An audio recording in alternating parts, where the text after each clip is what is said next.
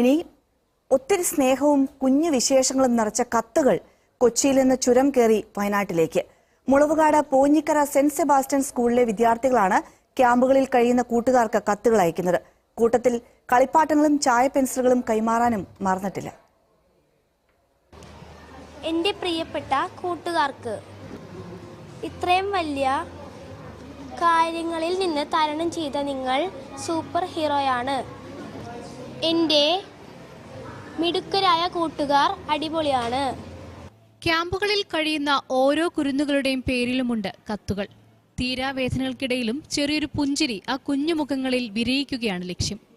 അതിനായി സ്കൂളിലെ 165 വിദ്യാർത്ഥികളും കൈകോർത്തു.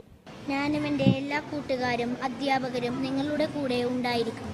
ആകാശങ്ങളിലെ നക്ഷത്രങ്ങൾ പോലെ നിങ്ങൾ പഠിച്ചു വരണമെന്നാണ് ഞങ്ങളുടെ പ്രാർത്ഥന. നിങ്ങളുടെ സ്നേഹവും സന്തോഷവുമാണ് ഞങ്ങൾ ആഗ്രഹിക്കുന്നത്. ഒരിക്കലും സങ്കടപ്പെടാൻ പാടില്ല. ഒരു മാനസിക പിന്തുണയാണ് അവിടുത്തെ കുട്ടികൾക്ക് വേണ്ടതെന്ന് ഞങ്ങൾക്കും തോന്നി.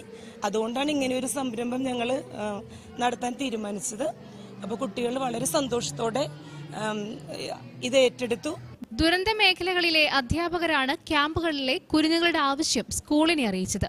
കളിപ്പാട്ടങ്ങളും ചായ പെൻസിലുകളും ഉൾപ്പെടെ ആവശ്യമുണ്ടെന്നറിഞ്ഞതോടെ വിദ്യാർത്ഥികൾ അവയും സ്കൂളിലേക്ക് എത്തിച്ചു.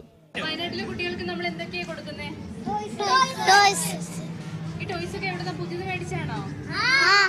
കത്തുകളും സമ്മാനപ്പൊതികളും സ്കൂൾ അധികൃതർ നേരിട്ടെത്തി കൈമാറാനാണ് തീരുമാനം. അതിനായി അനുമതിയും ലഭിച്ചു കഴിഞ്ഞു.